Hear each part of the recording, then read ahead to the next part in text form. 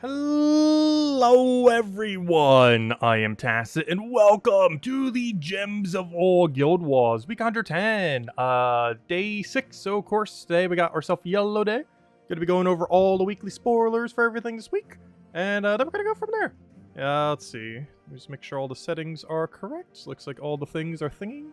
Oh yeah, let me go make sure it's all chat, I always forget to do that. Just so none of the chat gets left behind. Also, the other computer is being so slow right now. Not the one we're streaming on, but the other one. There we go. Okay. So, first things first. Let's go say hello to everyone. Hope all you guys had a wonderful weekend. Hello, hey, Supplement. Haven't seen you for a while. Hope all's been well. Hello, Bill. Hello, Isabel. Hello, Kinky. Hello, Tyrion. Hello, Gimli. Hello, Clipbomb. Hello, Ricardo. Hello, Chad. Hello, Lester. Hello, hello Cookie, hello Trilogy, hello everyone else, welcome. Okay, so, let's go and start with spoilers first. So first things first, That's So Raven, wasn't that a TV show? Say, I see, I guess some reference, that's a TV show reference. Wasn't there a TV show called That's So Raven? I can't remember what it aired on or what it was about, but I do recall this being a show at some point in time, probably like a decade or two ago. But anyways. So this thing is coming in, the Ruka. She's from Glacial Peaks, which does mean we have a Glacial Peaks event. There's something relevant about that, and I can't remember what. Wait, there's some kind of troop there that might be available for the first time. Oh, wait, no, it's not. You know what I'm thinking of? I'm thinking of the Mythic, but because it's the corresponding week, it's not actually being released. So, oh, okay. But yeah, this is what I was thinking of, the King of Ravens. This event week next week, King of Ravens will not be an event key drop table. Because that was what I was thinking of. Because the next Glacial Peaks event, he will be. But not next week. Next week, he will not be in the Glacial Peaks event drop table. But the Glacial Peaks event after next week, he will be. Which, who knows when that is. Could be a couple months. Could be later this year. Could be early next year. We don't know. But, yeah, that's what I was thinking of something relevant recently that's from Glacial Peaks. It's King of Ravens, but he is not in event key drop table next week. Nor is the Dragon, of course, as well as the Tarot card, as well as, you know, all the normal things that aren't. But as well as the Doom of Ice. Gosh, this place has like a billion things that aren't in drop table. But most notably, King of Ravens is not, despite the fact that, you know, he is available. You do get him from the campaign. We covered him, I think we covered a video on Tuesday, Wednesday?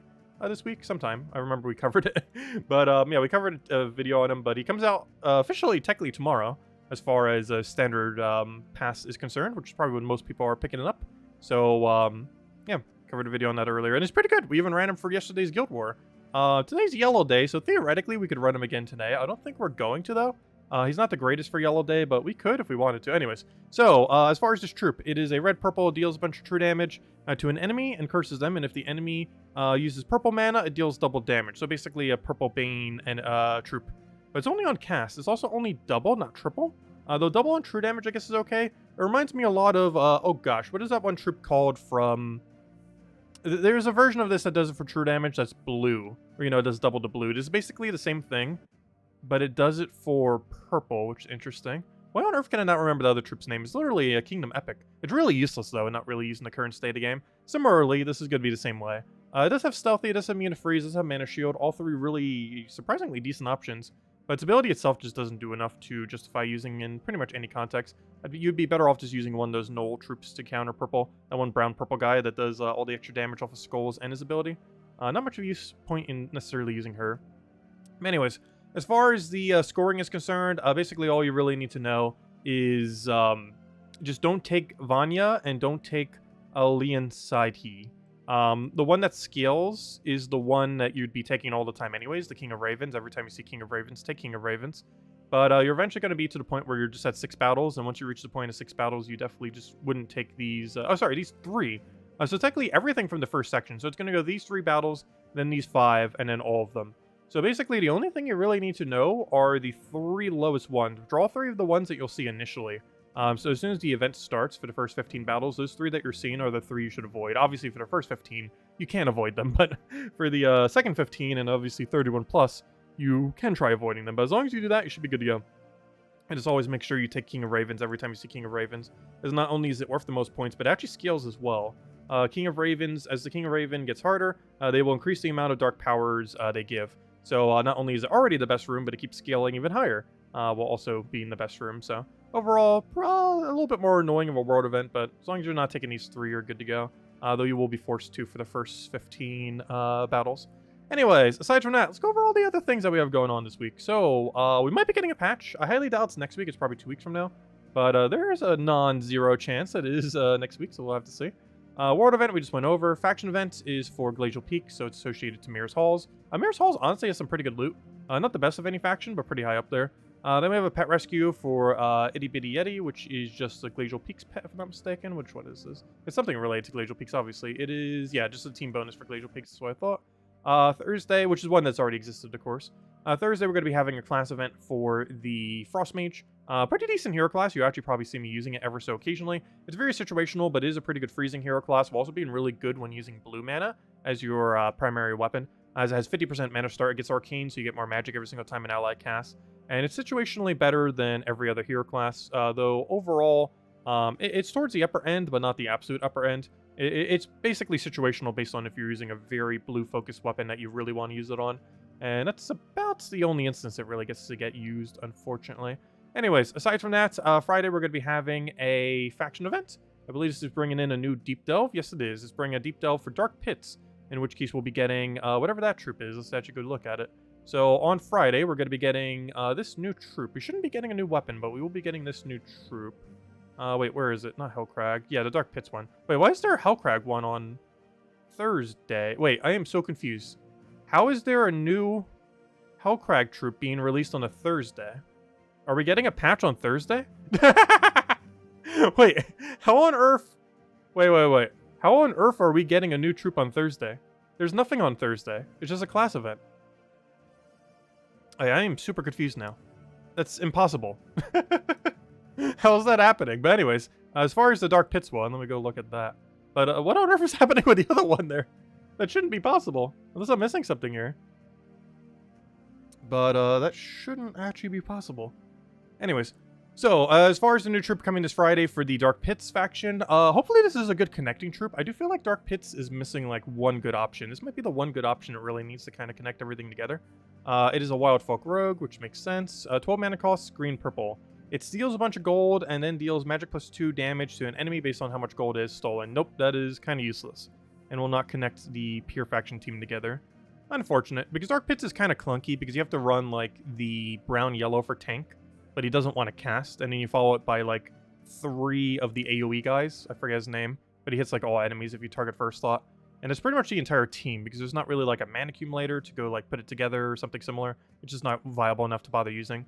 And this could have been something that could have been slotted in there, but unfortunately, yeah, it's not good, so it's still going to be the same meta. The brown-yellow guy with 3 of the AoE guy. So, yeah, no meta change there as far as the new faction troop. But what on earth is this? How and why are you coming in? What's really confusing is the date of Thursday. That's the new Mythic Friday? Oh, wait, never mind. It is a Mythic. I didn't even think about that. Wait, then why is it marked as Thursday? That's even more confusing then. Wait, that's so weird. But I didn't see that's Mythic, duh. That would kind of give it away. It is the first Friday of the month. Doesn't feel like it. Because this is like the latest possible date that it could be. Well, not really. The 7th is the latest possible date. Pretty close to it. But, yeah, I didn't even see that. Yeah, you're right. It is the Mythic for the Friday. Why is this shown on Thursday, then? That still makes no sense. It makes sense for a completely different reason. But anyways, let's go look at this guy, too. So this is potentially the Friday Mythic. Maybe not, because it technically says Thursday, so... wait, did I just copy-paste the same one again? Whoops, apparently. That's not what I wanted. Please copy link address. There we go. Hopefully it actually copied link address this time. Find out when it doesn't replace it. There we go. Okay, so we got another golem thingy for the billing of time. Is this going to be any different? Let's see. We got the Colossus Mythic Hellcrag Construct. It is a 24 mana cost, green, blue, brown, so very standard. Standard explode, as a lot of these giants have. It explodes a 5x5 circle. Oh, 5x5 circle? What do you mean by that? Do you mean... Oh, I think this is 5x5 without the corners. So basically like how a Uber Doom Skull works and stuff like that. I'm pretty sure a 5x5 circle means a 5x5 without the corners. I'm pretty sure. I don't think we have this mechanic directly in the game. We have 5x5s. We have things that destroy this exact same amount. But I've never heard it worded this way, but I assume that's what it is. It's a 5x5 but no corners. Anyways, it gains magic +1 armor and life boosted by gargoyle gems destroyed. Alright, this is super bad. Let's see, what is this unique trait? There's a 50% chance to create a good Gargoyle gem. Hey, they brought back the Gargoyle mechanic a little bit more. But yeah, this is ultra bad. This is under the category of tank mythic. And while some of them are okay, this is under the category of absurdly bad tank mythic. But yeah, that thing is horrifically bad. That is immediately 100% dead content that is never going to get used other than just to collect it. That's kind of unfortunate. But yeah, this mythic is completely unusable, which is weird because we've been getting some pretty okay mythics lately. And this one is as unusable as it gets. If he was to make it on the mythic tier list video, I would almost put him in F. Probably D, though. But he's pretty far down there. I would almost put him in F tier. Hard to tell. But anyways. Yeah, he's really bad. And apparently he's coming on Thursday? Question mark. He should be coming on Friday, but not sure why that is the way it is. But anyways, that's everything with that. And that's pretty much everything we have going on next week. New troop on Monday. New mythic, assumably on Friday, even though this is Thursday here. And also a new faction troop on Friday when we get the Deep Delve version for Dark Pits. And those are pretty much all the main things, unless we're getting a patch on Tuesday, which I highly doubt. What does a 5x5 circle look like? It's a 5x5 without the corners. I'm not sure if there's any quick way to show it, because nothing has a 5x5 circle currently in the game, but it kind of does. Like, for example, a Uber Doom Skull, when exploded, will explode a 5x5 without the corners, which I assume is what it means by a 5x5 circle. We'll have to wait and see.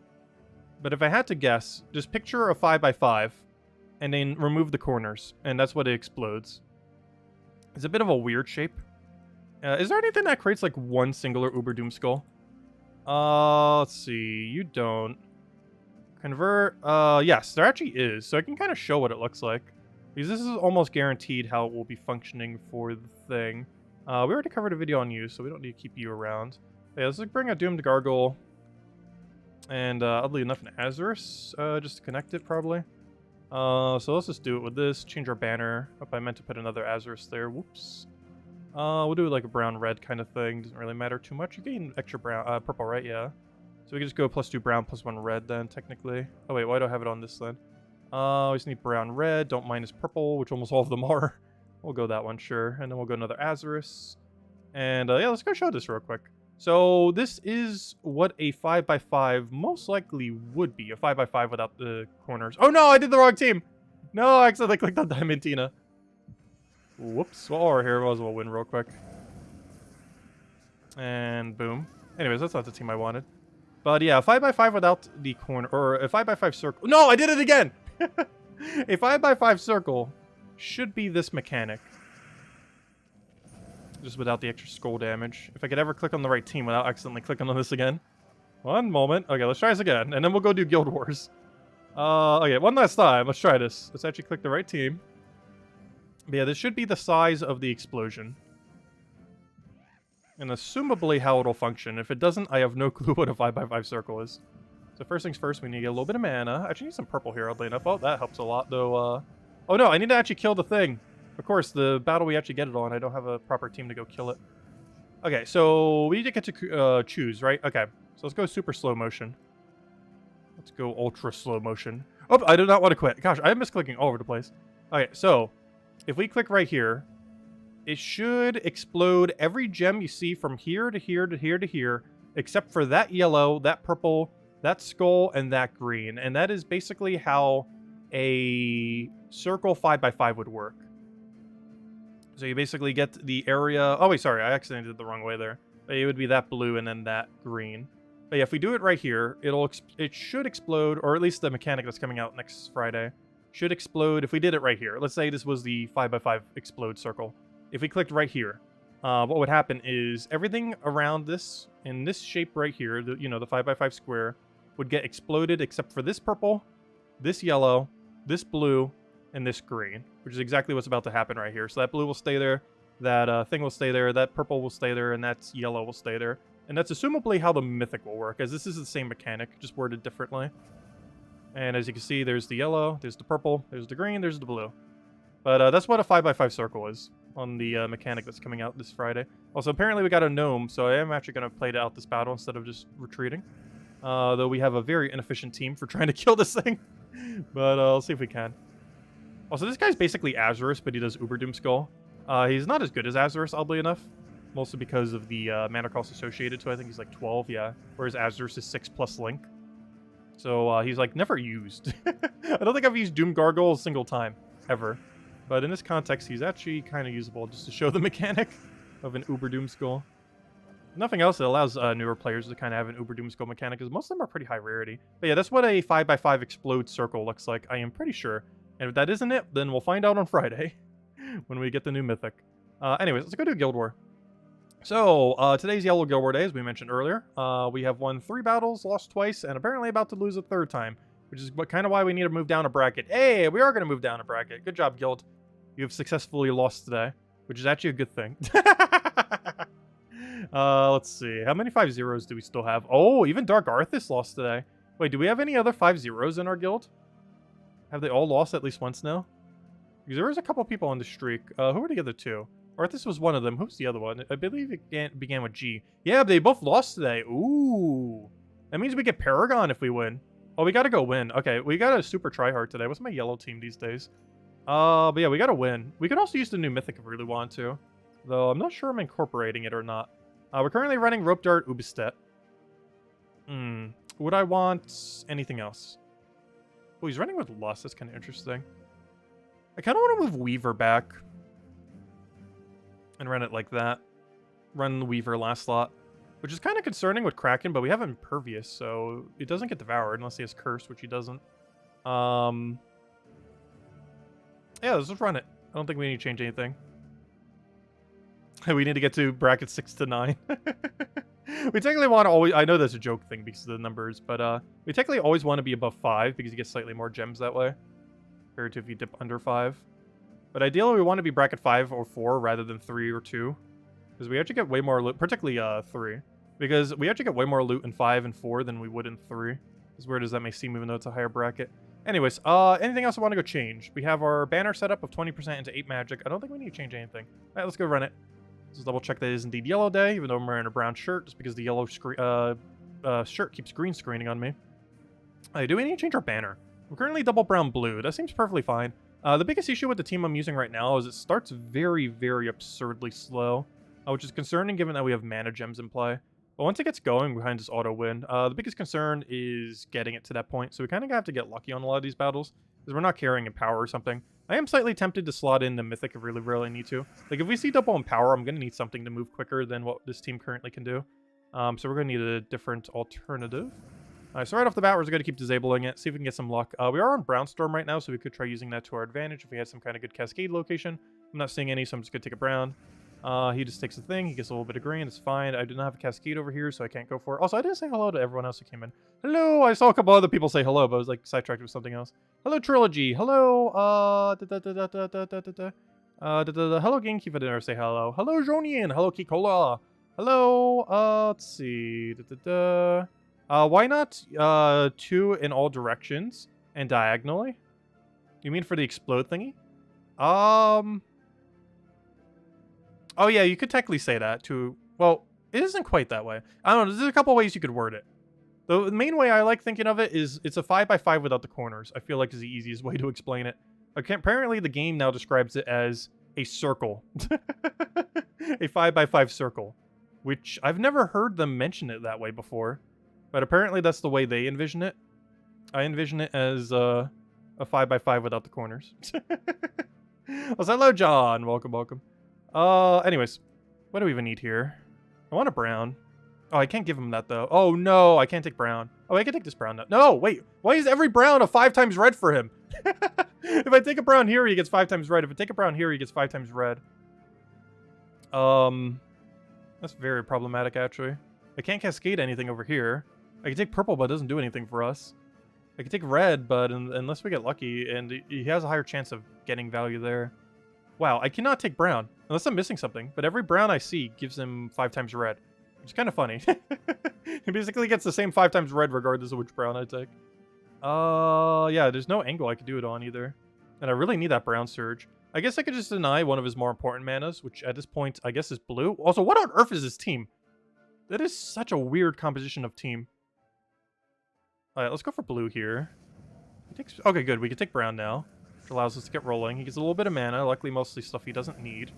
And now we kind of just win. I do need a little bit more yellow, though. Nothing's in kill range. Will it be after I do that? Upastet stem? Hey, 69. Let's see. What's 69 plus 69? 70-70 is 143, 167.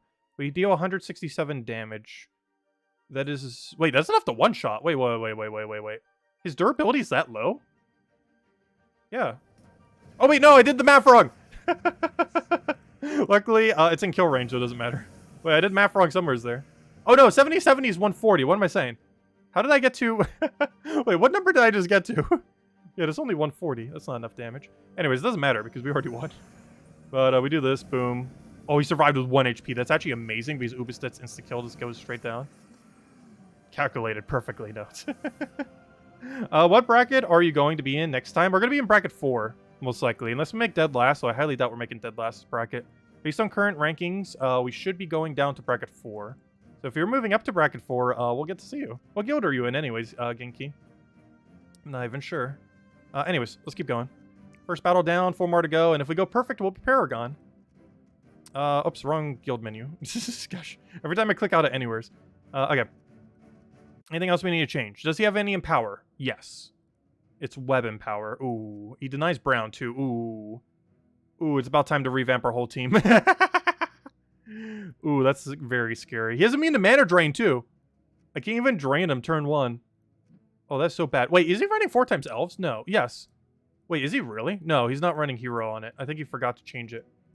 Because this hero does not count as an elf. It counts as a daemon. Either forgot to change it, or he's running that hero class for some reason. I think he forgot to change it, because why on earth would you run Sorcerer? Obviously he has the insta-kill thing and a few other things, but you should be running an elf hero class, not Sorcerer. Maybe he thought this one was an elf hero class and just kind of forgot to change it when he realized that it's not.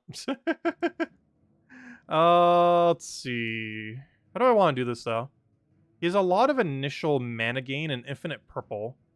Ideally, just freezing him on that purple would be the most ideal thing. His biggest threat, oddly enough, on his team is Secra.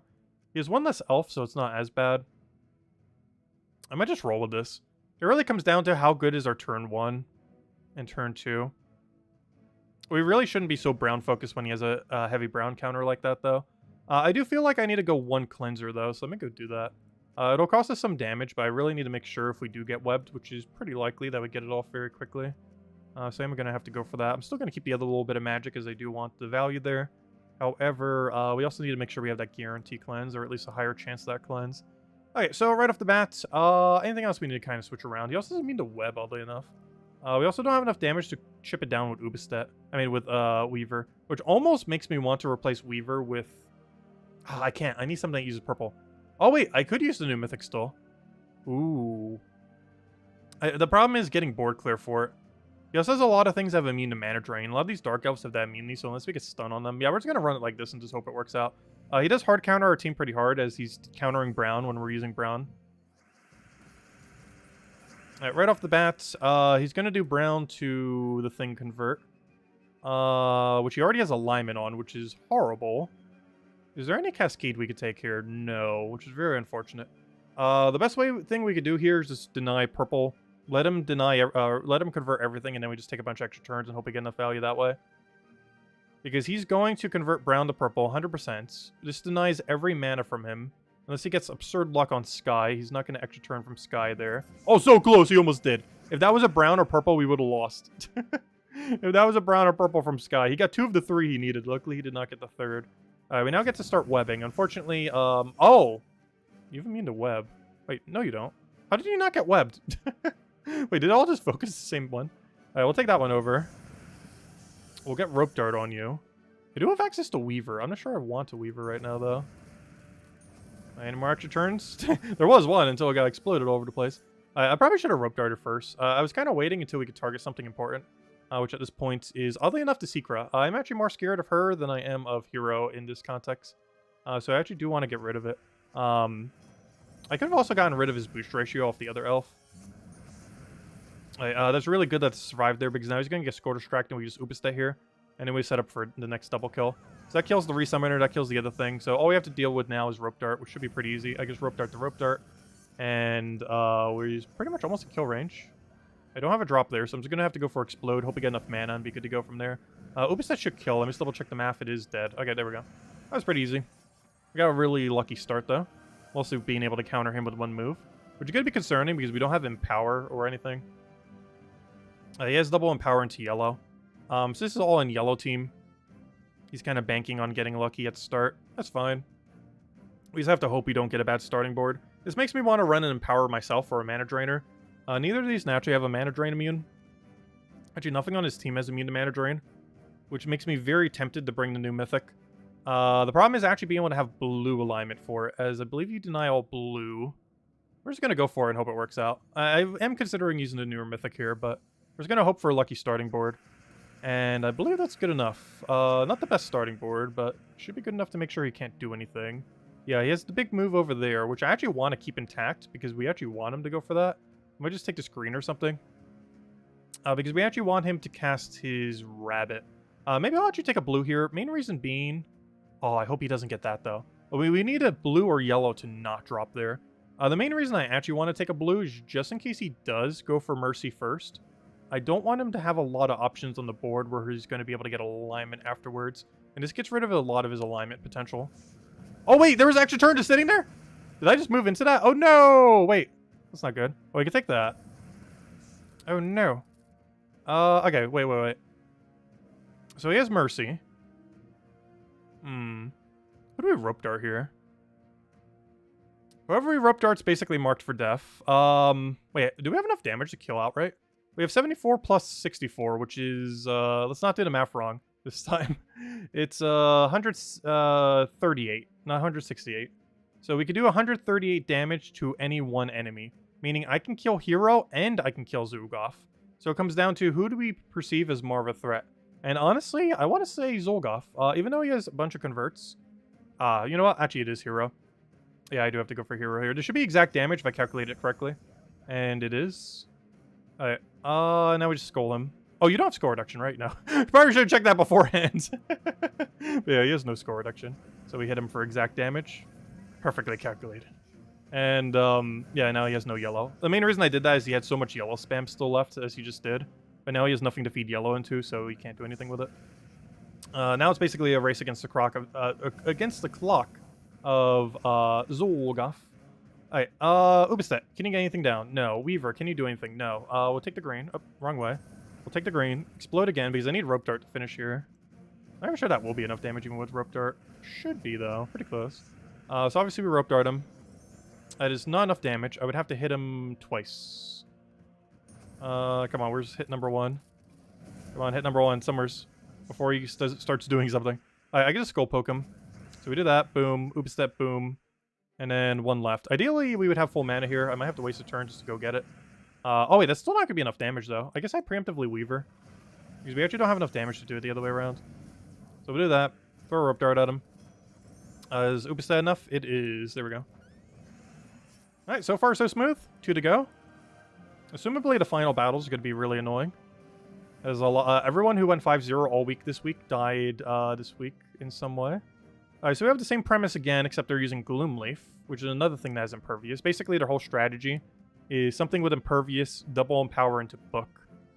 This just happens to be using Gloomleaf instead of Zolgoth, which is a lot less threatening. I'm not sure why they're using Gloomleaf. So this basically makes our entire target just kill Book. And if we can successfully do that, we win, as Gloomleaf is not a threat at all. The biggest concern is just bad starting board. Oh, hello, bad starting board. No, actually, this is somewhat usable. If we were frozen on blue here, this would be bad starting board, but we can actually work with this. So we can take that. We're not frozen on skull either, so I can take that. We do get some score reflect from his reflect thingy, but that's not really too big a deal. Alright, what's his convert right now? He can do blue to yellow. Is blue to yellow threatening? No. He can do purple to yellow. Is purple to yellow threatening? No. So we could just let him do whatever. We can just take this yellow, make sure he doesn't get anything. He might get skull distracted, which would be not ideal.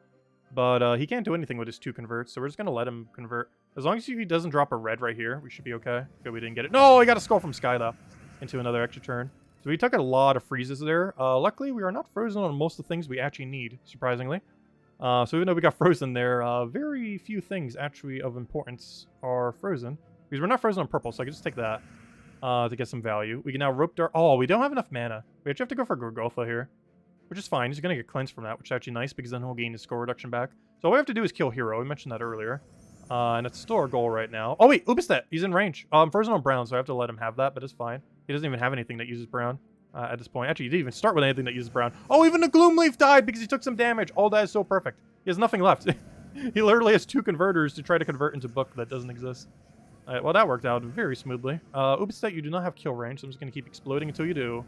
It's pretty much a game plan at this point. Just keep exploding until this thing has full mana. Please get full mana already.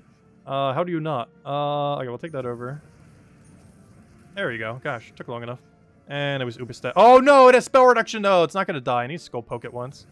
Here, have a skull poke. Okay, now it's dead. Okay, this match. Alright, 1 more to go. That's going pretty well. Let me go check the chat.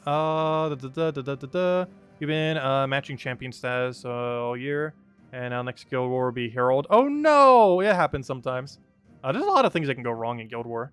What brand? Oh, I already answered that one. But yeah, Guild War is very luck-based. Like, we're basically just banking with this team that they don't have double convert. There are so many starting boards where we just auto-lose to Mercy Moonrabbit. And with no Empower on our team, we're just hoping we don't get one of those. So they're all running the same strategy.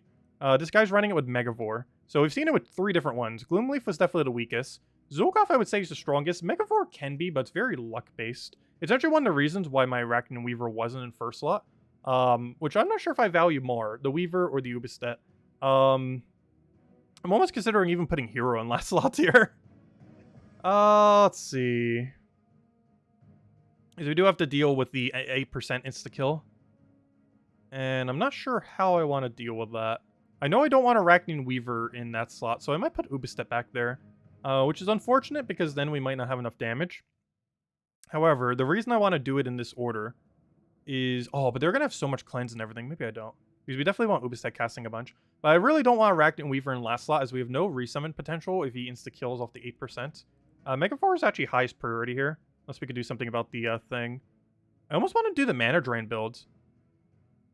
I almost want to go bring it out. His hero does not have immune. Technically none of them do, other than first slot, which will get hit by the Bless. So we could try... You know what? It's time to get rid of Ubistet. It's time to bring out our secret pay-to-win weapon, since we got it a week early. Might as well. It's time to bring out the Mythic. The Raven. I think this is the exact Raven moment right here. What color do we not use now from doing that? We're not using red, so I can actually change my banner to a minus red then. As I believe that's the only color we're not using now. But basically, the whole reason we're doing this is hoping we have mana drain on him. That is 100% the only reason for using this. Is just super ultra banking on, if we can get that. Also, we can switch back to magic now. This also calls Purple Storm. I'm pretty sure he has a Storm of his own that's going to overwrite it. Yeah, he has Brown Storm, so Brown Storm's going to be in play. No, I gotta go Ubistet. We're going to have a Brown Storm in play. We just have to do the same strategy we've been for the last several battles. That strategy being hope starting board is good. Only difference is I am going to be using Ubistet in last slot, as I don't want to leave our Weaver in kill range. It's one of the reasons why it was in a different slot earlier when we were starting. So we're playing more of a Rope Dart Weaver team than a Rope Dart Ubistet team now, but it's fine. Okay, anything else we need to change? Don't think so. Alright, hopefully we get good starting board. This literally just comes down to, is the starting board good? Come on, extra turn somewhere. Okay, we can work with this. This isn't the worst board we could have gotten, though far from the best. Alright, let's see what this explodes. Okay, that's really good, because now I don't need to deny that. He's still gonna get mana over there, I can't stop that. There's Skull in play, we really don't care if we take it, though. Double check his convert, so... I have to take this blue. And if I take that blue, he has no way to extra turn. He can get mana, but he can't extra turn, which is the main thing we're looking for. So he takes his Mercy. We are frozen on yellow, which is very bad. He does not have alignment still, though, oddly enough. If I take this yellow, he has no alignment. Do we bother taking it for extra turn? I believe the answer is yes, Achi, in this context, because we should probably explode the other one. No, we didn't get it.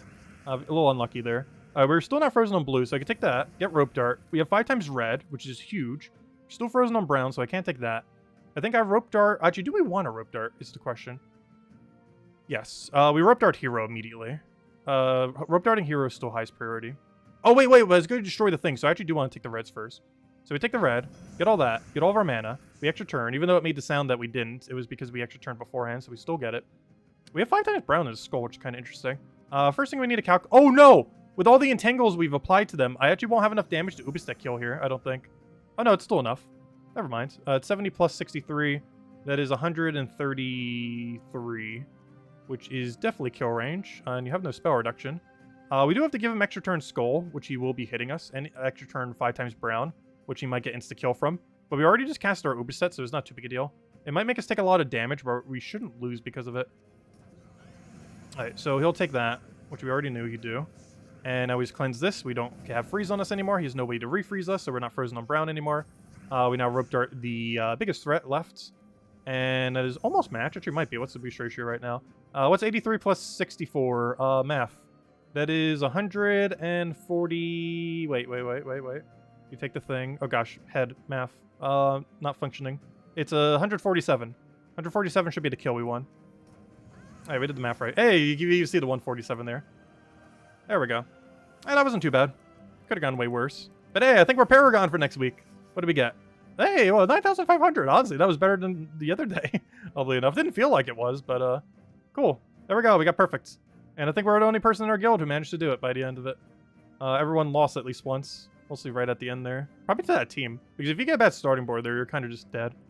That was what all three of those people were banking on. Luckily, we got lucky enough all 3 times it didn't happen. But there we go. We're Paragon for next week, which we almost were last week. We got a perfect 5-0 the other week. We just missed like a couple hundred points. But this is why I do the safer build. Because you actually score more points. Even though we were scoring like about 100 less each day compared to some other people in the guild. If you lose even once, you lose so many points comparatively. So even though they were like 500 up on us, like 500 to 600 up, just losing once makes it so you're actually like almost 1,000 down. So I try to play it with a little bit safer of teams. Of course, you can still lose. Sometimes RNG just gets you, especially on a day like that day where you don't really have a proper empower. But luckily, we got through. Anyways, Paragon for next time. So we get to finally test some proper defend teams next time too, because you get some really good data for Paragon. You still get some okay data for the rank we were as well, but it will be even better data next time. And we'll be in bracket 4 for it too, which is a nice mid-range bracket. That's not what I'm looking for. I'm looking for, what am I looking for? Guild War. I'm trying to find something, and I can't remember. Oh yeah, my defend teams. Let's see how our defend teams did this week. So the 2 best performing teams, not taking into account the guild that they were up against, is the brown team that we already know is insane. Honestly, this is probably our strongest team. I'm not sure why I didn't win as much, probably because guild itself was a bit stronger. But that one, and Forest Troll Beatrix, oddly enough. This is basically cleanse, sometimes this gets like almost no wins. I'm surprised it did so many this week. Is this person guild in last place? No, they're lower down though. But interesting. Oh, that one's actually the lowest one though. But anyways, yeah, this one was our highest performing one this week. This one in the past was our highest performing one. This one just kind of catches them off guard if they can. The new Bane or King of Ravens team did, you know, equally average. We're a little bit lower down on these two, oddly enough, though. The Life and Death Weaver, I guess so many people are used to countering Life and Death Weaver that's just not as effective. That tends to happen with a lot of teams over time, where it gets used so much that, you know, it kind of goes down in usage, or because people get better at countering it. And Life and Death Weaver is kind of in that area right now.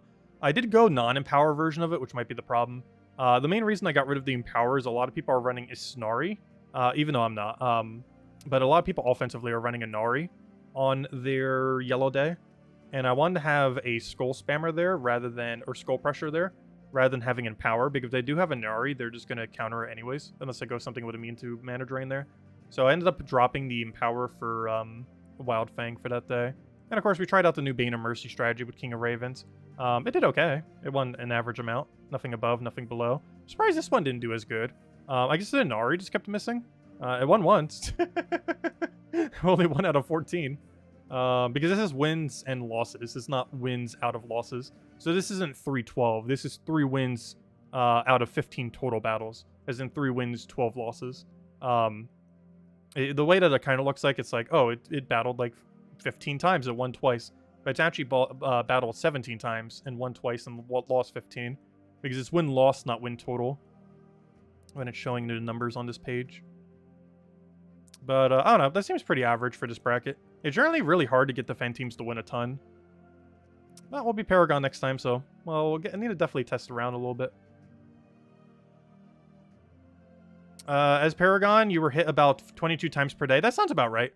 The reason why it's not 30 is because they're losing to other people in your guild.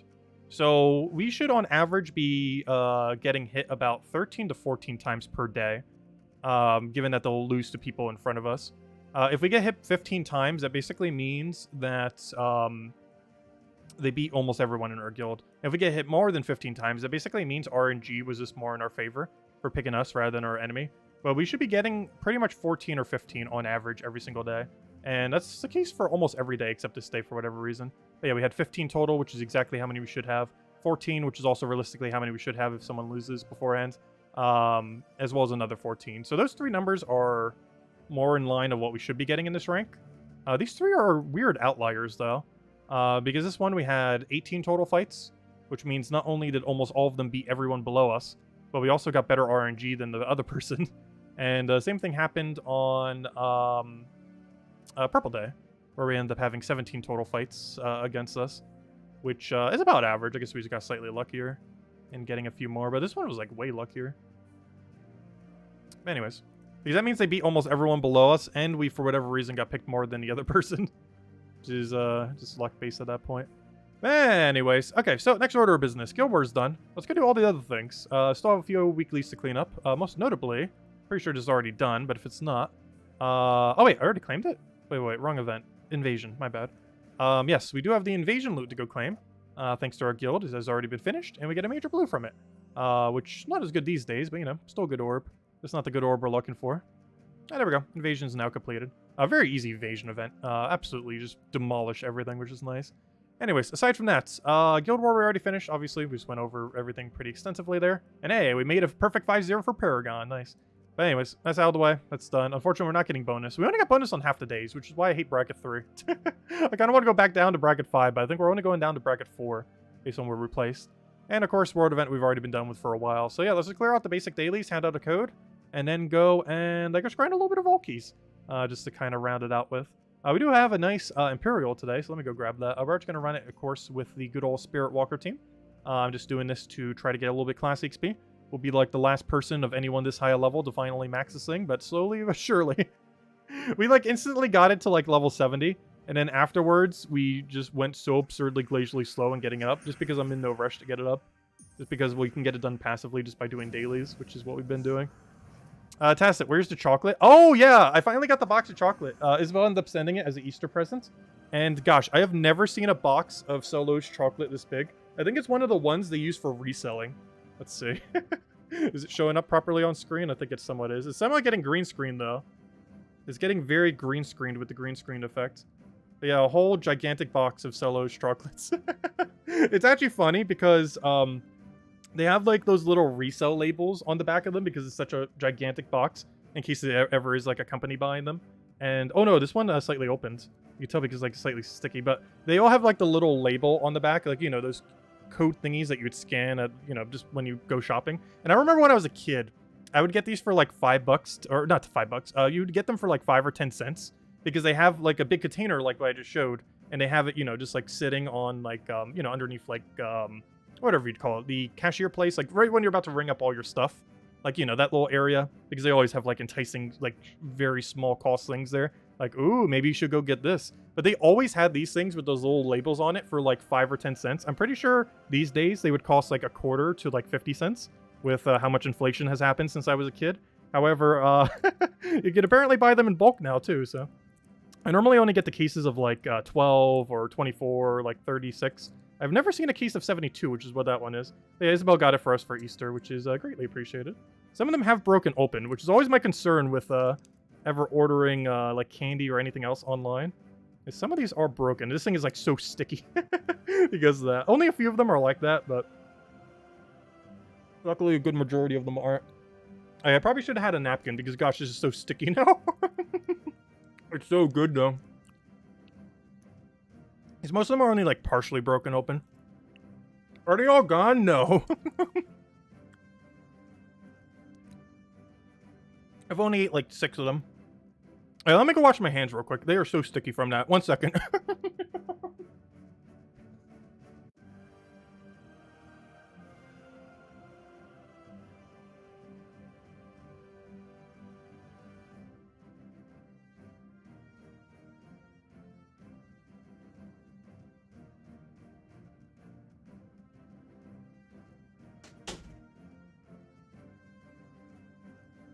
We're back. Let me just take a sip of water. But yeah, they're really good. They're probably like my favorite candy in existence. Though you definitely can't eat too many of them, though. They are really rich.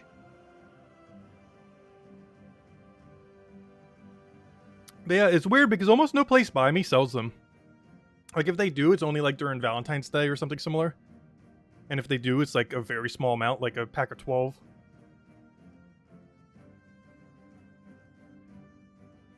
Yeah, that will last me till, like, after Easter. I think I've only had about 6 today. It's kind of funny because my mom ended up rating them, and I think she actually ate more than me so far. Because I'm looking at how many are missing from the box. And currently there is 11 missing. And I'm pretty sure I've only had 5, counting the one I just ate. Yeah, she really likes them too. It's kind of funny because one reason why I've always had them too is they're actually always nut-free. Because a lot of ones that are similar to it are always like processed in a factory that may contain or something similar. They're one of the few, if not only, brands that is makes a product like that that's completely nut-free. And because I'm allergic to nuts. And I always find it funny because on all the packaging, even this gigantic box, they have like a little label, like even advertising, like, we are nut-free. And like every other one. Like, there's just like a gigantic label on the side of the box. Just expressing such a thing. So they've had my business for like 2 decades now. Probably even longer than that. I'm pretty sure the first time I had one, I was like probably like a few years old or something. Because as I mentioned, they were like 10 cents each at the time, or 5 cents each, or whatever they were. Something absurdly low. I'm pretty sure these days they'd be at least a quarter if you see them that way. Maybe even 50. Because the ones in those boxes, they literally have the resale label, in case you wanted to, in case it was like a bigger business selling them, because they probably sell them to bigger businesses, those big bulk boxes. And I am guaranteed they're at least a quarter, if not more these days. Even though back in the day they used to be like 5 cents for one. If you bought them individually. And all the flea marketing I've done, I've never actually done anything food related. Mostly because you probably need a permit to even do so. Like, I've never resold like candy or anything like that. Normally it'd be too hot to anyways. Like, if you brought one of those out to an average flea market, they wouldn't last, like, until after that flea market. Like, you'd have to sell them during that flea market. Or you'd basically have to trash them. Because they'd probably all melt within that time. Unless you kept them very cold. But then you'd have to get a bunch of extra stuff to keep them cold, which would be more expense, which would make it not even worth selling them. Let's see, we'll throw that down. She'll need her own box.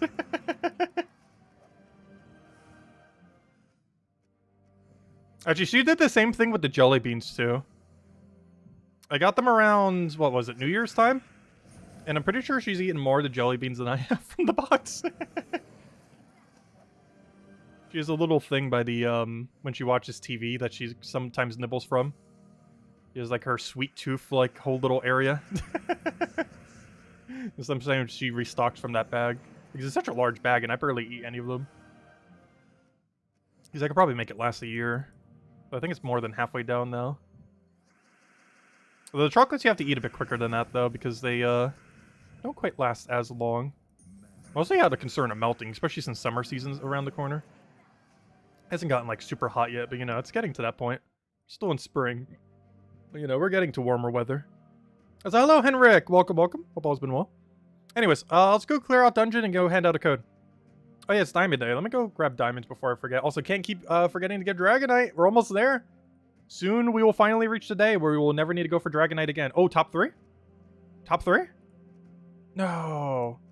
No. Luckily, the traps on this day are, like, literally non-existent. Like, they're there, but they do, like, nothing, so it doesn't really matter. Oh, wait. Supplement, is it your birthday today? I didn't even see that. Happy birthday, Supplement. Oh, do you want us to sing you happy birthday? We can. Is it his birthday today? I would explain why he's here. He wanted to hear the happy birthday song. Yeah, we could do it. 100%. I didn't realize that. Sorry, I didn't see your chat earlier about it. Yeah, we'll definitely do it then. Happy birthday to you. Happy birthday to you. Happy birthday to Supplement. Happy birthday to you. Well, thanks for stopping by. And hey, let's grind out the code now. Might as well. Yeah, happy birthday, Supplement. And glad to see you around again. Wasn't sure where you were all this time, but hope you've been doing well. And apparently it's your birthday today, so hopefully you had a wonderful, wonderful birthday. Unless you're celebrating it later today, depending on time zone, because I believe you are in a different time zone, so it's probably like the start of your birthday, I believe. But there you go. Okay, I don't have a move for over there. Oh, okay, this battle has, like, kind of broke apart like crazy. I'm gonna try for Skull of the Sky. Oh, yeah, it's 3 a.m. for you? That's what I thought. Well, if you want, I know you normally like to hand out the code. If you want to for tonight's stream, or, you know, next night's stream, or tonight, or, you know, the next stream. If you want to hand out the code, let me know through Discord. Because I know you normally like doing that. But you can for tomorrow if you're going to be around. Not sure you will be tomorrow night. Because that'll be, gosh, like 3 a.m. for you tomorrow. At that point. Which would be kind of in the middle of the night, if you're around.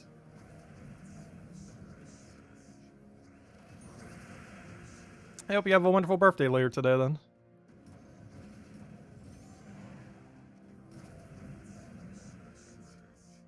I kind of missed the thing. Don't let him release the code. Yeah, he normally hides it behind something.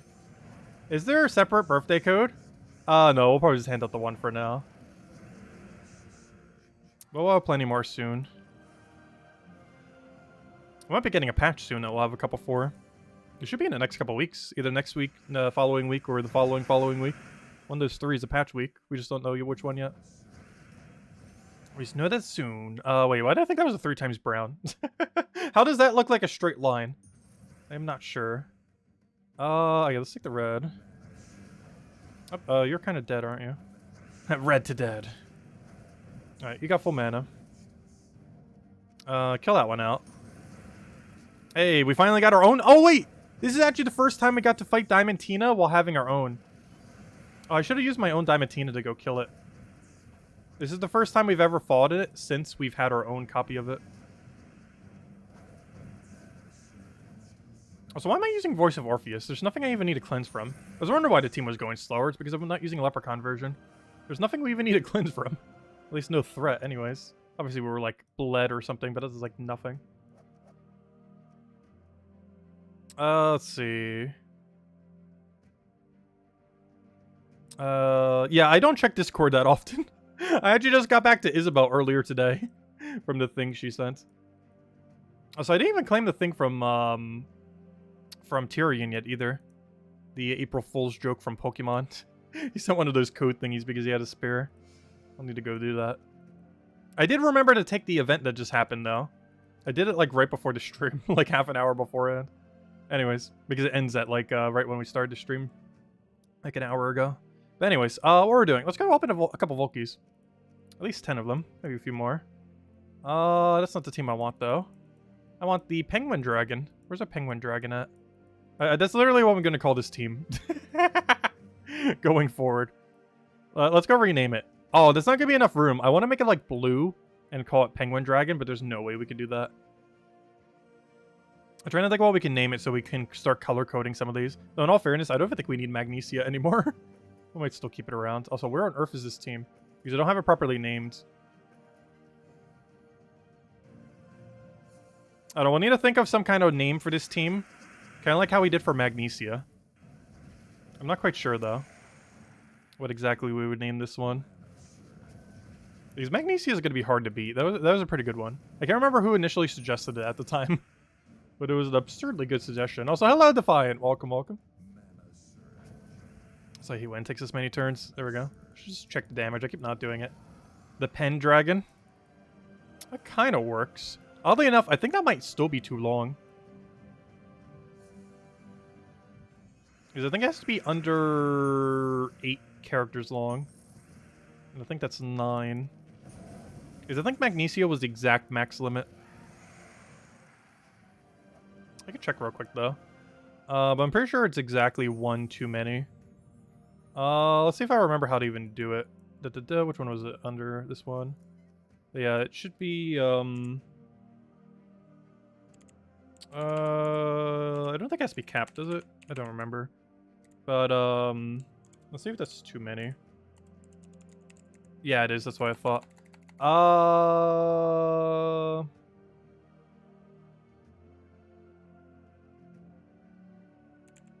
Let's see, the Pangarg. The Pangarg. I'm not sure how to do it. The Pangarg. The Pangrag. The Pangdrag? I'm not sure. Something like that. There we go. We'll need to think of a better official name. But for now, it shall be called that.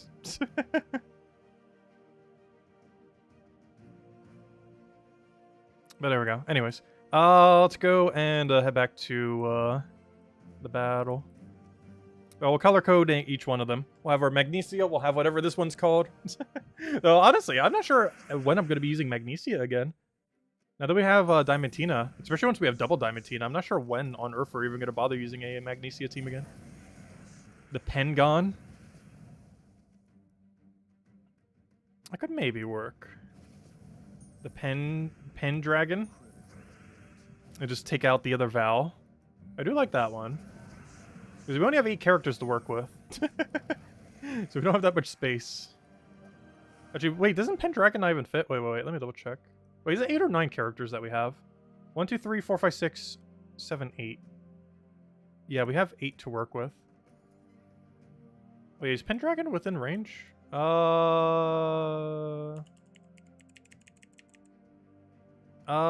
it does fit. The Pendragon. Interesting. Yeah, I might go with that one. I'm not sure. We'll need to think it over. It's hard to fit it with only 8 characters is the problem. Like, there's a lot of good ones that would work if we had more than 8, but we are limited to only 8 due to the color code. Which unfortunately does take up character limit. If it didn't, then that'd be a different story, but it does take up the character limit for the rest of the word. Anyways, what was I doing? Let's keep doing some Volkies.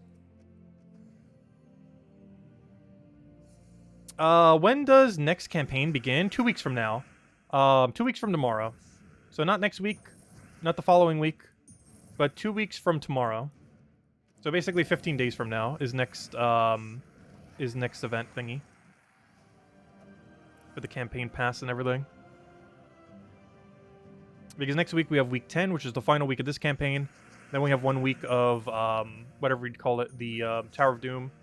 And then the week after Tower of Doom will end up being the next event week, which I think is campaign... Gosh, what campaign number are we even up to these days? 14? 15?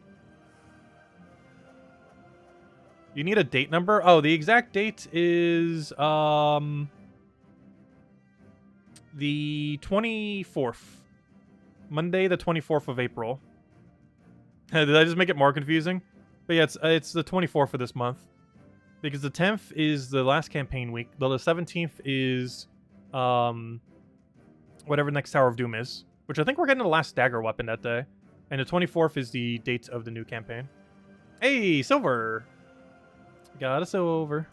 We were doing so good on golds. I'm not sure you guys saw the stream, like, I think it was 2 nights ago. But gosh, we just got straight golds, like, forever. We got 2 of them, but still. We went on such a dry streak, and then we just double gold out of nowhere. Within the same few drops. It was really nice. But more silver is also appreciated. Definitely still need the silvers. Not as much as we need the golds, though.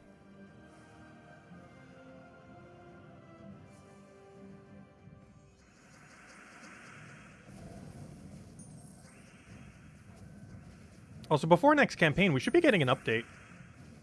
Between now and next campaign, we should be getting one. Because normally they like doing one, like, right before the campaign hits. Or, like, during the campaign.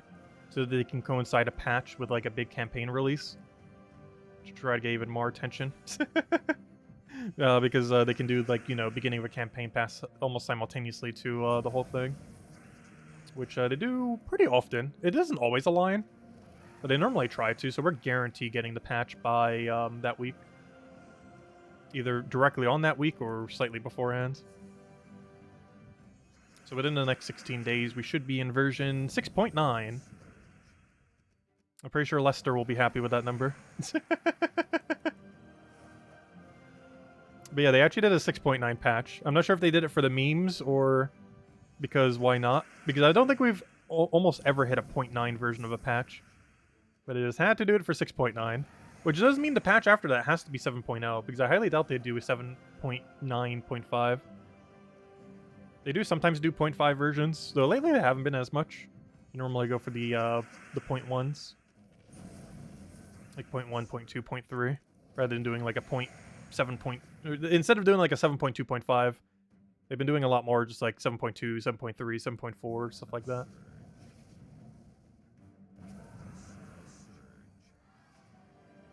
With the next one being 6.9 in the upcoming few weeks, which I'm not sure what it is. It's like Tricks and Baubles or whatever it's called. It seems like it could be a treasure hunt rework. I've been saying that for like every single one of them. It could be an Underworld rework. It could be an Overworld rework where they make everything more annoying, like they did the most recent patch with the daemons and genies. Notice I didn't mention Angel in the other thing, mostly because honestly they're kind of good. More so the Angel, but obviously the Genie. Genie honestly isn't that bad. If you have a surplus of gems, you don't mind. Or did I say Genie? I meant Merchant. Like, Merchant's not that bad. If you have a surplus of gems, you actually don't mind seeing them. I can see them being annoying if you're a somewhat newer player, though. Or if you don't have that many resources in general. Because a Merchant is fun if you have the gems to use it. Otherwise, it just kind of keeps spamming you with the notifications of stuff you don't want. Or don't have the gems for. Or his Angels is always free loot. Regardless of resource piles.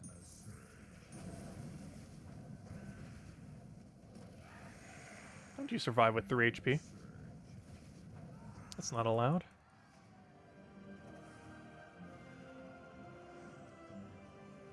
Let's open like 5 more keys and then we'll probably call it there.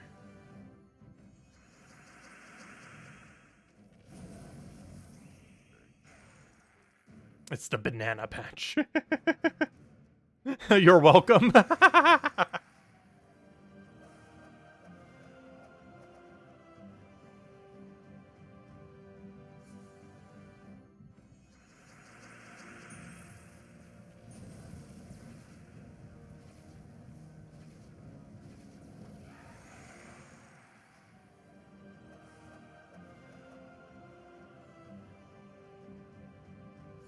Lester was working on the background of the patch.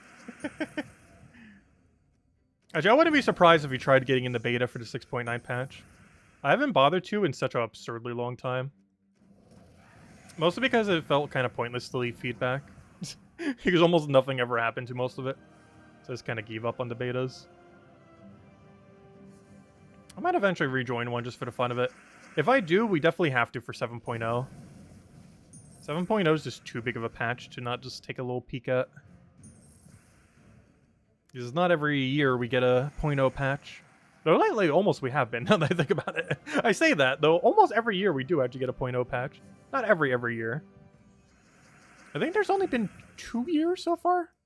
Yeah, there would have only been 2 years in the game history where there was not a 0.0 patch. Which 2 years those are, I do not know. Presumably 2020 was one of them due to pandemic. But, yeah, I'm pretty sure it was 2020 and one other year were the only 2 years that they did not have a 0.0 patch. Because they've been out for 9 years as of next November. And within that time, they would have had 7.0 patches. Between 1.0, 2.0, 3.0, so on and so forth. With 7.0 being this year. So 2 years would have had a no 0.0 patch then. Unless they did 2.0s in 1 year, though. I don't think they ever have. I don't believe so.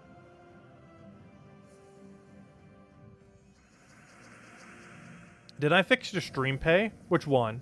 The one through the link? I believe there is still notification for it. I do need to go set that up at some point. Though the one through the link doesn't take, like, any money if you send it through PayPal or to the other thing. Well, PayPal still takes their percent, but you know what I mean. Whereas anything through YouTube directly, like Super Chat, they take 30%. Oh, you mean the Steam pay. Oh, sorry. I thought you meant with the channel. I thought you said stream, not Steam. I added an R in there. But, I did and I didn't. No, it still doesn't work with the actual Steam itself. However, all I have to do is just open the browser version and it just magically works. Like, if I try adding money through Steam, it won't let me. If I add money through the Steam app, it's still not letting me for some reason. But if I add money through a Steam browser, as in I go into Chrome, I open up Steam, and then I add money to my account, it magically works. Why? I have no clue. I think there's like an issue with how my passwords are auto-saved or something, where it's working through my Chrome, but it's not working through Steam.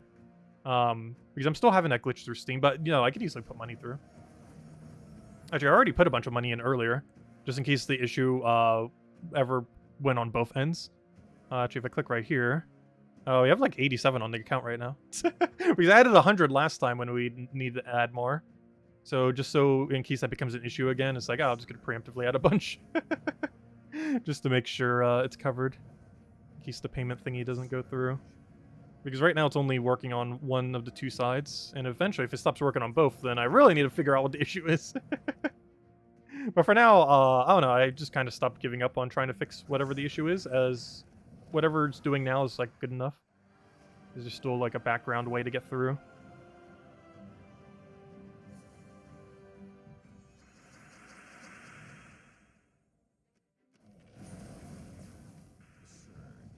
Oh, you're gonna buy the campaign? Well, thanks a lot. It is greatly, greatly appreciated.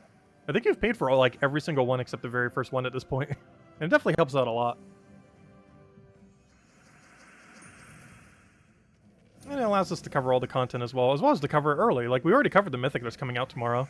We covered the video last Wednesday, I want to say.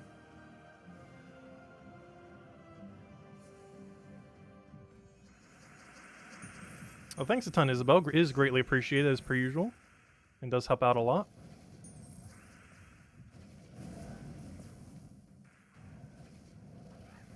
Because I definitely wouldn't get them as often without it, that's for sure.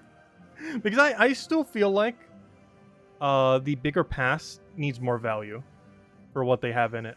Like, there's still a lot of good stuff in it, but I still feel like they could add more.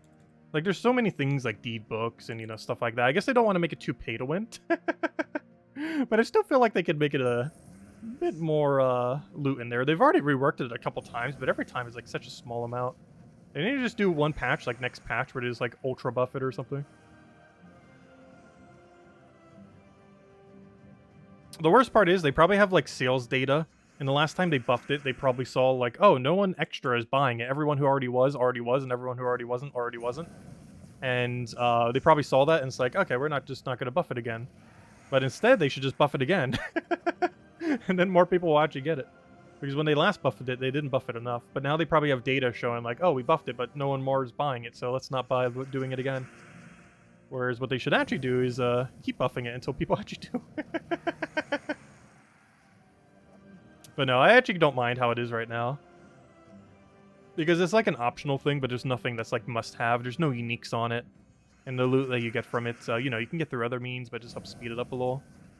There's a lot of core loot to the game that just isn't in there. Like, they added Dragonite to it, but they didn't add deeds. They added, like, a bunch of keys to it and some gems, but they didn't add, you know, other useful material in the game. Could be reworked a little. As long as they just don't add any uniques to it, it'll be fine. Which currently they have never done.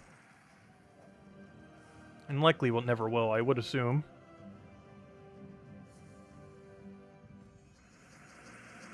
Yeah, it's mostly to show the content sooner, too, which is greatly appreciated. Because it allows us to cover, like, the Mythic sooner and stuff like that. Because that's, I would say, is probably the main reason why you would even buy it. It's kind of like those games that offer, like, a $10 or $20 upgrade to play it, like, a week early. Or a couple days early. Gems of War essentially has the same feature for every single Mythic that ever comes in through Kingdom Pass. You basically get to play it a week early. Like, this Guild War week, you are normally not able to use the Raven that we used a couple times this week. And I was almost considering for this Guild War day, though I opted not to do it. But most people don't have access to that, but we got like the early 1 week access thing. Which is basically what you're paying for with the bigger pass. On top of all the other loot. So it really comes down to how much you value having it a week early. Which for, you know, if we were covering it on a channel like what we do, it's very beneficial. But I feel like for the average person, it's not as useful. Because yes, you could have used it this Guild War, but you saw our Guild War team. It was very average. Like, the one that used Raven had the same win rate as the ones that didn't use Raven. And we did use it offensively for one day, but we could easily have used a different team to still win that day. I just wanted to use Raven on at least one of the days just to test it out.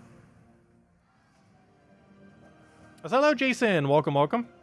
Oh, what did Defiant mention? You finally got the Horde Mimic! Huge congrats! Also, I never covered the video on that. I really need to. On the list of videos we need to go cover. I never did cover the 1 year Mimic video. But yeah, huge congrats on finally getting Mimic. Mimic is probably one of the most annoying grinds to do, if you don't already have it done. It is one of the most luck-based grinds you could do that isn't Diamantina. Though, unlike it, Horde Mimic is associated to an achievement, if I'm not mistaken. whereas having 1 copy of Diamantina is not. So it's a very ultra luck based achievement that is very annoying to hunt for. Like, it's definitely doable, but it requires a lot of Explore 12, and if you get unlucky on it, you're going to be in Explore 12 for such a long time. Luckily, as more content comes into the game, Explore 12 gets increasingly easier. However, still makes it a long, long grind. Like, I think the average grind to get it is like 100 to 200 hours or something. Probably even more than that. Like, you have to roll like 3 10% in a row, which is obviously not that likely. That's still possible.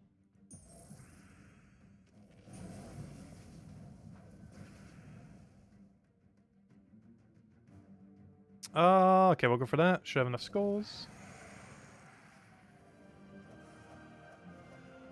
You got it on Android, so you're missing on the Steam achievement. Yeah, that's one annoying thing about it too. Is I believe it is unlocked per platform. There are several achievements that are like that. So some of them you actually have to do twice, which makes Mimic even more annoying. Because I don't think clicking on the copy or something makes it so it's unlocked. That's actually one feature that Puzzle Quest 3 has that I wish they would add to Gems of War as well from their other game. The way that Puzzle Quest 3 has it is it keeps track of when you unlock the achievements and gives you a literal thing in-game that shows that you have completed it. And then if you click on that on a different platform, it'll auto-complete it. So let's say, for example, you did the achievement of getting 2 vaults within a treasure map, which is one of them in Gems of War. There would be something in-game that you would click on, you get a little bit of loot for doing so you get a little bit of a reward, and then, you know, you can see in-game the achievement being done. But then if you click that achievement on a different platform, like let's say you did it on phone and then you do it on PC, clicking on the achievement in-game would automatically unlock it on the other platform. I really wish they would bring that feature over to Gems of War, as it would allow you... Well, I personally don't care about it because I don't care about mobile achievements personally. Barely even care about the Steam ones. I generally do it just for completionist sake. But, these days. But, basically, if you do it on one platform, you can do it on both. Gems of War does not have that feature, unfortunately. So if you do it on one, you cannot claim it on the other for some of the achievements. For some, you can. But for others that generally require you to actively do something, it doesn't track it in a way that you can claim it on both. Which, they could code it such a way. They did for their other game. They could do it for Gems of War, too. And that's something else we don't actually get. We don't actually get anything for the achievements in this game, unlike their other game. In the other game, it gives you like a little bit of loot for doing so, which is always nice if you get like a little something for completing an achievement. There are a few of them that do. Like, for example, you actually get like a faceplate thing for global chat if you get Zulgoth, and like a few other ones that are kind of like that. Or if I go into like these portraits, we can't see like the unlock condition, but it is like a Zulgoth icon that you get for doing Zulgoth, one for Xenos, one for a couple other achievements. There's not one for like everything, and they could easily do one. But they just haven't. There's so many things with achievements in this game that are kind of dated, because the system was made so much longer ago, and now they just keep like slowly adding stuff to it, but they've never really like overhauled the whole system, probably because it'd be too much effort to bother with, which I wish they would at some point, but they probably never will, realistically. But one can hope. Anyways, guys, I think we'll end it here for now. We will be back tomorrow, same time as always, 1 hour prior to now tomorrow. I hope you had a wonderful birthday, Supernova. Also, thank you for the continued support, Isabel. Greatly appreciated. Between the other thing and the good old chocolates for Easter is definitely appreciated. So, of course, tomorrow we'll be back, same time as always, 8 p.m. Eastern Standard Time, 1 hour prior to now tomorrow. We will be doing all of the chapter tasks, as well as messing around with the final campaign task. Or I guess that's both the same thing. But yeah, we're on the final week of campaign, so definitely don't forget to go complete it out. I'll be finishing out the final tasks to go get the orb. And of course, on Standard Pass, you'll also finally be able to get the King of Ravens, which we covered a video on earlier if you want to go check it out. I'll probably have it pinned on the weekly video that we'll cover tomorrow as well.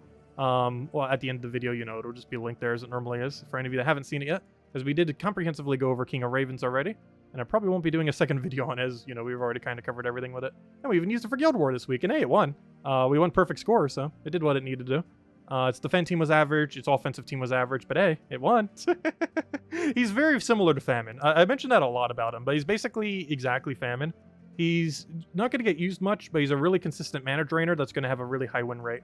And it's pretty much his whole premise. His premise is not to win quick, his premise is to not lose, which he's really good at doing. Similar to Famine, similar to a few other troops. Rackham Weaver's another example of that, which was one of the reasons I was considering replacing out Weaver for Raven. As actually, I was considering actually doing an Ubista in that one battle, but they both kind of served the same role, all three of them. There's very slow, consistent winning troops that are just really good at not losing, generally speaking. Anyways, guys, I hope you all have a wonderful week. Also, we're getting a new Mythic on Friday, too, so we'll have that to go over, though that one's really bad. Honestly, if we haven't covered the tier list yet, which at this point it might not be by then, the thing's going in F tier. If it's not changed by Friday, it's just going straight to F tier. I see no redeeming quality in it. It's almost even worse than some of the other mana blockers, because at least some of them do something, like that one Stun Burner. You know, he at least Stun Burns, which you can kind of synergize into some things. But the other guy, he does, like, nothing. Oh, no, we'll have to see how he does. What was our Guild War score? We finished on Paragon. We actually got perfect score. We finished out the week perfectly. As far as a guild, we resulted in bottom 2 of bracket 3, which is actually good. We do want to go down to bracket 4 or 5. This should bring us down to bracket 4, which is actually a good thing, not a bad thing. And we got perfect Paragon score.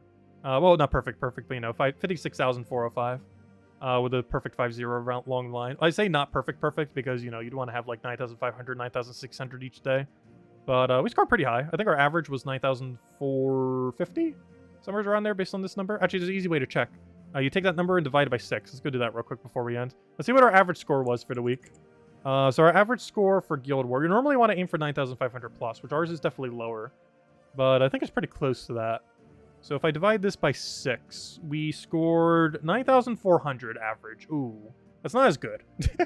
Yeah, we had a 9,400 average instead of a 9,500 average. But hey, we didn't lose a single time, so it worked out in the end. But yeah, that's about 100 lower per day than what you would ideally want, which means 57,000 is like the ideal goal number. Honestly, anything above 55,000 I'm generally really happy with. I'm actually surprised that one was lower than that, even with one loss. But anything with 55,000 plus, I'm like always happy with that score. And yeah, we got a little bit higher than that this time. But anyways, guys, have a wonderful rest of your week. I will catch you guys later, and thanks for stopping by. Goodbye, everyone, and thanks for watching.